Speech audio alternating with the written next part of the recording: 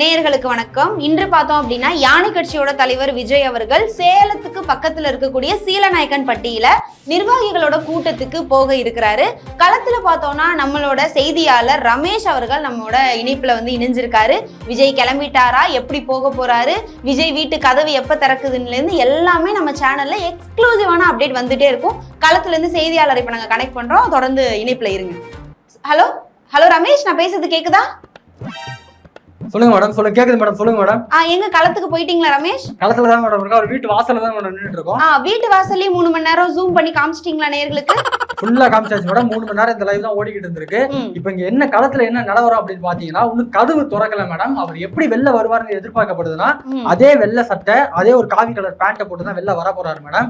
அவர் அதே மாதிரி காப்பும் போட்டிருக்காருங்கிறதா இங்க முக்கியமா பார்க்க வேண்டியதா இருக்கு மேடம்.